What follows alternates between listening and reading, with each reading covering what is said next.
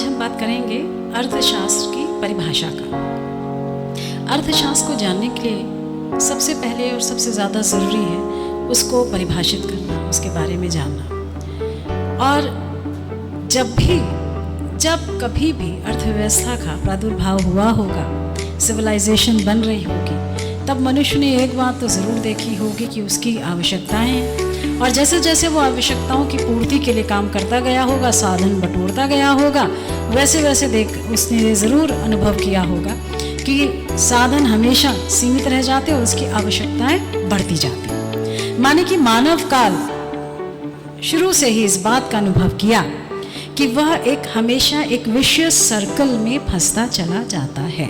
जैसे उसकी आवश्यकता की पूर्ति के लिए साधन सीमित, फिर आवश्यकता और अनंत आवश्यकता, और इसी विश्व सर्कल में सदियों से मनुष्य अपने को सेटिस्फाई करने की कोशिश कर रहा है और हमेशा ही कोशिश करता रहेगा। और ऐसे ही विश्व सर्कल के बीच में अर्थशास्त्र के परिभाषित करने की ज़रूरत पड़ी होगी। अब जब उसको एक कैटेगराइजेशन में, एक परिभाषा में, फॉर्मल रूप में बांधने की बात आई, तो इसका तो क्षेत्र इतना व्यापक है कि लोगों की हजारों तरह की राय आई कि कोई कहता है डिस्ट्रीब्यूशन है, तो कोई कहता है कंजम्पशन है, प्रोडक्शन है, डिस्ट्रीब्यूशन का एक समन्वय है, कोई कहता है कि स्केर्सिटी है, कोई कहता है कि विपुलता के बीच में सीमित साधन है, कोई कहता है कि डिसीजन मेकिंग अगर कर लें तो अर्थशास्त्र है। इतनी ज़्यादा इसकी राय मशवरे आना शुरू हुए कि इसके लिए जैकब वाइनर ने कह दिया, भैया economics is what economist do. जो भी इकोनॉमिक्स करते हैं वही इकोनॉमिक्स। कोई राय पे आ नहीं रहा था और इतने सारे लोग फिर उसमें बैठ गए डिसाइड करने कि तो परिभाषित तो करना ही है भाई, इसको एक फॉर्मल रूप देना है। और जब भी ये लोग बैठते तो एक राय की 10 राय मिलती। उसी को बारबरा वुटन ने बड़े मजे से कहा है कि when 6 economists gather they have 7 options। 7 options माने 7 opinion about what? About economics। तो ऐसे में जब अर्थशास्त्र की परिभाषा देने की जरूरत पड़ी और इतनी एम्बिग्युइटी रही कि हम किसको माने, तब सबसे आसान है अर्थशास्त्र को समझने, उसको परिभाषित करने का। अगर आप स्वयं अर्थशास्त्र को 2 भागों में स्वतः ही बांट दें, अर्थ, धन, शास्त्र। अर्थ माने सीधा सीधा है पैसा, शास्त्र माने जिससे कि हमें ज्ञान मिलता हो। तो वह चीज जिससे कि हमको धन का ज्ञान मिले, वह साहित्य जिससे कि धन का ज्ञान मिले, वो अर्थशास्त्र हुआ। और इसी को आगे जाकर उसको फॉर्मल रूप देने की कोशिश कर गई। अगर आपको भी अर्थशास्त्र को समझना है इकोनॉमिक्स के क्षेत्र में, तो सबसे बेहतर है कि आप उसको 4 भागों में वर्गीकृत कर दें, क्लासिफाई कर दें। एक है वेल्थ ओरिएंटेड डेफिनेशंस, दूसरा है वेलफेयर ओरिएंटेड डेफिनेशंस, तीसरा है स्केर्सिटी ओरिएंटेड डेफिनेशंस, और चौथा है वांटलेसनेस ओरिएंटेड डेफिनेशंस। वैसे तो अर्थशास्त्र जो इसका जो असली रूप है वो है एंशिएंट ग्रीक वर्ड से इसका प्रादुर्भाव हुआ है, ओइकोनोमिकोस, जिसका कि एग्जैक्ट ट्रांसलेशन है the task of managing a house hold. ये बात आई थी एंशिएंट ग्रीक वर्ड से, लेकिन आगे चलकर अर्थशास्त्र की गंभीरता को समझते हुए सबसे पहले अर्थशास्त्र को परिभाषित किया अर्थशास्त्र, father of economics, Adam Smith साहब ने। एडम स्मिथ को फादर इकोनॉमिक्स ही कहा जाता है क्योंकि वो पहले व्यक्ति थे 1776 में जिन्होंने इसको सही तरीके से, फॉर्मल रूप से, एक सुनिश्चित रूप से परिभाषित किया। 18th सेंचुरी के स्कॉटिश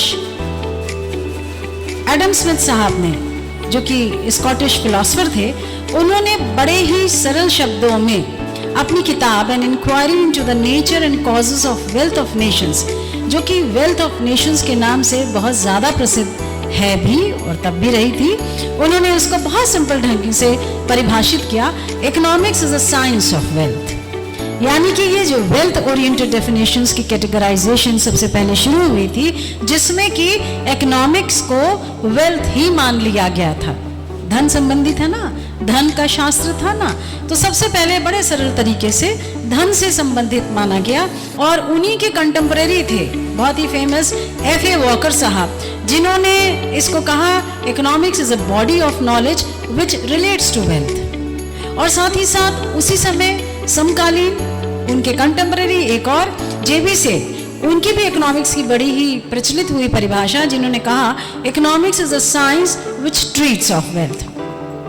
अब आप देखिए, जब शुरुआत हुई इकोनॉमिक्स को परिभाषित करने की, तो उन्होंने वेल्थ के रूप में देखा।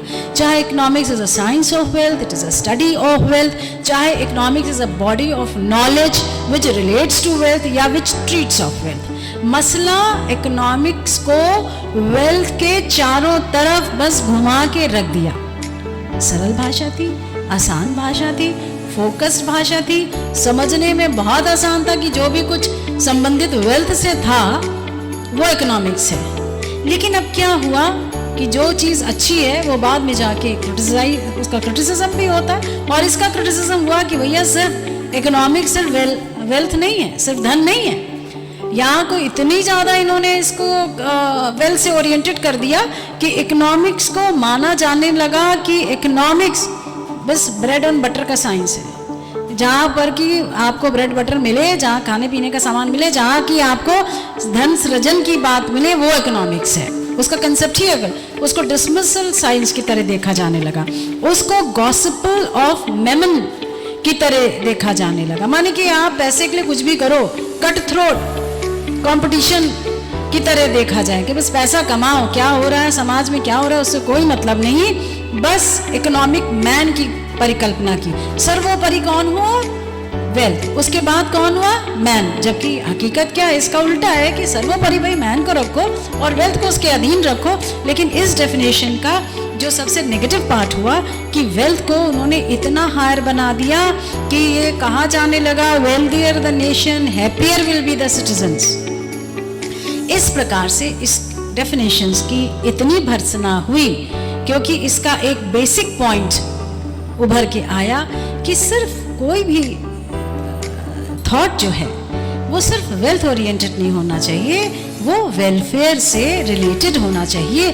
और बस जैसे ये बात आई कि इकोनॉमिक्स को वेलफेयर से कनेक्ट करने के लिए, तो हमारे यहाँ के इकोनॉमिक्स के बड़े ही प्रचलित, बड़े ही प्रतिष्ठित इकोनॉमिस्ट अल्फ्रेड मार्शल, जो कि 19वीं सेंचुरी के इंग्लिश इकोनॉमिस्ट थे, उन्होंने इसको परिभाषित किया बड़े ही सरल और सही शब्दों में। और इनकी ये जो परिभाषा थी ये सबसे ज़्यादा प्रचलित हुई है, सबसे ज़्यादा इसकी मान्यता प्राप्त हुई, क्योंकि क्या हुआ, वेल्थ को उन्होंने किससे जोड़ दिया? वेलफेयर।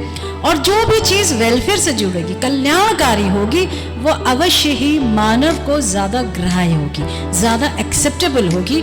इसी कारण से मार्शल की डेफिनेशन आज तक सबसे ज़्यादा ग्रहण करने योग्य है।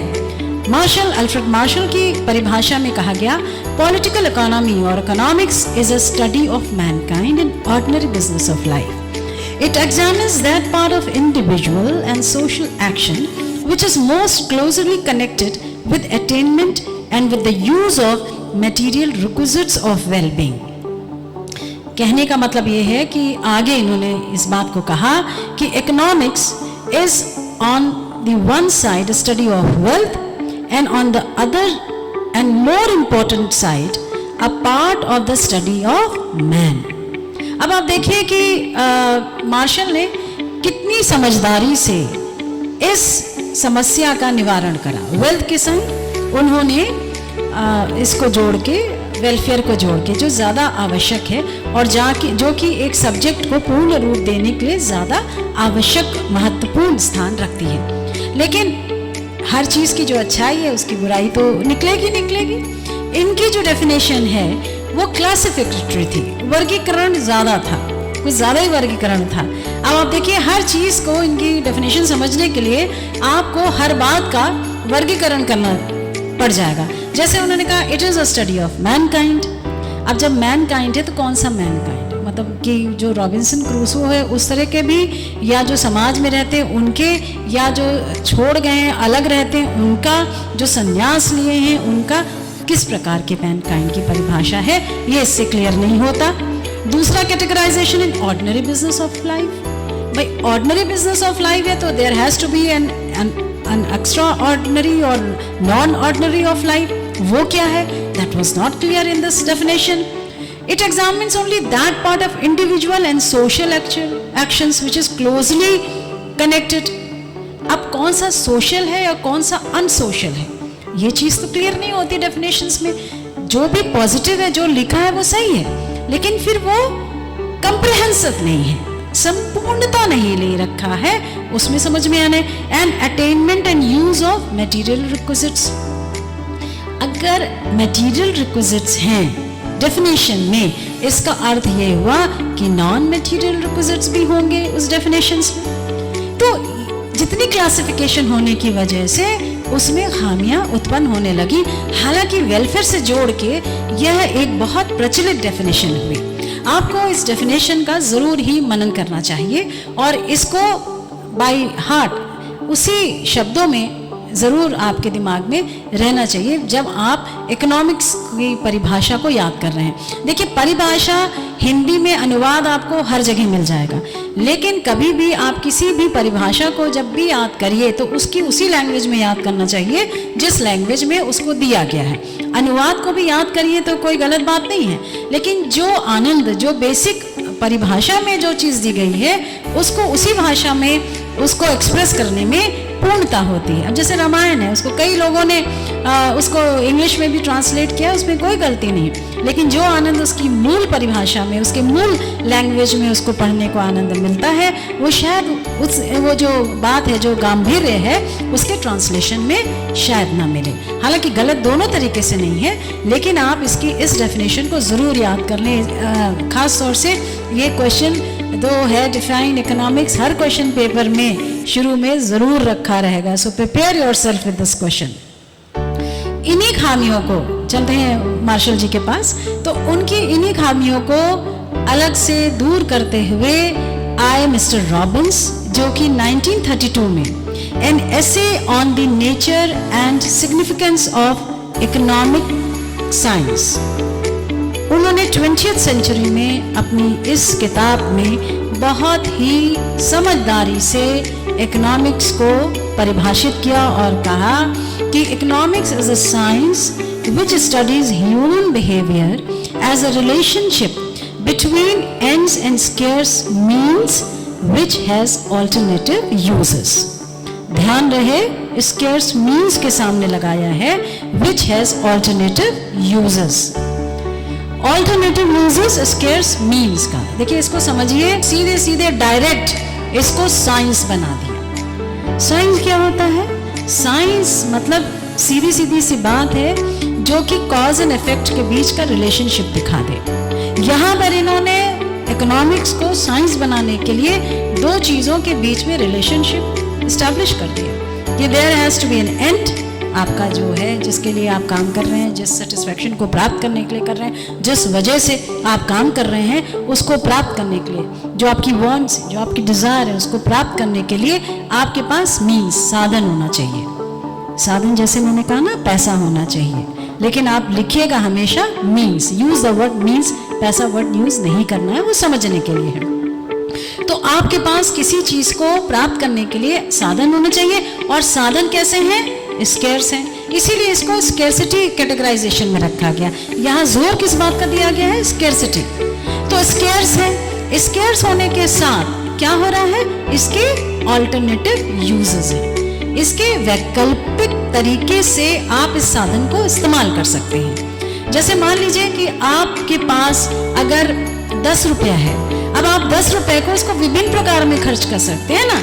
चाहे आप इससे कोई फल खरीद लीजिए, कोई सब्जी खरीद लीजिए, चाहे गेम खरीद लीजिए, चाहे पेन खरीद लीजिए, आपकी वरीयता है, आपकी वरीयता पे डिपेंड करता है कि उसको आप कहाँ खर्च करना चाहते हैं। तो उसके ऑल्टरनेटिव यूज हैं। यहाँ एक बात और बड़ी महत्वपूर्ण है, स्कैर्सिटी परिभाषा में इस खास बात को इंगित किया गया है कि अर्थशास्त्र तभी उसका अस्तित्व आता है जबकि स्केर्सिटी है। मान लीजिए अगर हर चीज प्लेंटीफुल होती, हर चीज एबंडेंस में उपलब्ध होती, हर चीज प्लेथोरा होती, तो शायद इकोनॉमिक्स की जरूरत ना पड़ती।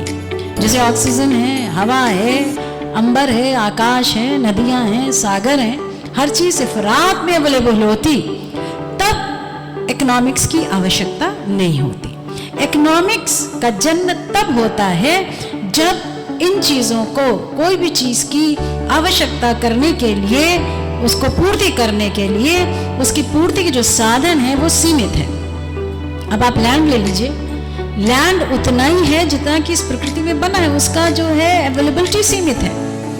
अब चाहे आप उसको किसी भी तरीके से इस्तेमाल करिए, चाहे आप उसको खेती के लिए इस्तेमाल कर लीजिए, मकान बनाने के लिए इस्तेमाल करिए, आप उसमें चाहे कपास उगाइए, चाहे चावल उगाइए, चाहे दालें उगाइए, उसका ऑल्टरनेटिव यूज भी है, लेकिन स्केर्स है। तो तभी इकोनॉमिक्स का अस्तित्व है जब तक कि स्केर्सिटी है, और इस बात को लेकर ही रॉबिन साहब ने अपनी परिभाषा को परिभाषित किया है, जो बहुत ही मान्य और बहुत देखा जाए तो टेक्निकली बहुत एक्सेप्टेबल है, और जिसमें कि लगता है कि इकोनॉमिक्स को उन्होंने एक समग्र रूप से उसको परिभाषित करने का प्रयास किया है। इन तीन परिभाषाओं के साथ इसको आप अच्छे से मनन कर लीजिए, चाहे एडम स्मिथ साहब की हो शुरू की, और फिर बाद में मार्शल साहब आए, और उसके बाद रॉबिन्स। इन तीनों की डेफिनेशन देने के बाद एक तरीके से आप इकोनॉमिक्स को परिभाषित करने में जस्टिफिकेशन ला सकते हैं। लेकिन अगर आपकी इच्छा हो तो उसके बाद में किसी भी एक डेफिनेशन, उसका वर्गीकरण है कि जहाँ पर वांटलेसनेस की चौथा क्लासिफिकेशन में बहुत सारे लोगों ने दे रखा है, आप कोई भी एक डेफिनेशन उठा लीजिए। हम प्रोफेसर जेके मेहता साहब की डेफिनेशन यहाँ कोट करते हैं, economics is a science which studies that human behavior which attempts to attain the objective of the state of wantlessness। wantlessness की जो स्थिति है, वो अटेन करने की जो स्थिति है, उसको हम इकोनॉमिक्स में, अब डिजायरलेस हो जाओ, वांटलेसनेस हो जाओ, आप बिना डिजायर के हो जाओ, ये तक यूटोपियन कहा जाए कि इस दशा में आप चले गए, यानी कि बहुत ही आपने उसको बहुत अच्छे से उसको आपने बहुत उच्च स्तर पे उसका लेवल ला दिया, तो इसको आप कोट कर सकते हैं। लेकिन जहाँ तक कि बात है डेफिनेशन को डिफाइन करने का, इकोनॉमिक्स को डिफाइन करने का, तब इन तीन इकोनॉमिक्स को आप अवश्य ध्यान दीजिएगा। और अगर कंक्लूजन पे आए कि कौन सी डेफिनेशन सर्वोपरि है, तो आप इसको मनन करके देखिए कि व्यावहारिक रूप से देखा जाए तो मार्शल की डेफिनेशन सबसे अच्छी, क्योंकि उन्होंने वेलफेयर का कंसेप्ट लाए हैं। लेकिन सैद्धांतिक रूप से देखा जाए तो रॉबिन साहब ने चूंकि उसको साइंस का रूप दे दिया और स्केर्सिटी की बात लाई जो वास्तविकता है, तो सैद्धांतिक रूप से देखा जाए तो रॉबिन्स की डेफिनेशन सर्वोपरि है। दोनों में आप कंपैरिजन करके देख लीजिए, एक तरफ वेलफेयर की प्रचुरता है, दूसरी तरफ स्केर्सिटी की प्रचुरता है, लेकिन दोनों ही डेफिनेशन जो इकोनॉमिक्स को परिभाषित करने के लिए अति आवश्यक हैं। Thus we define economics.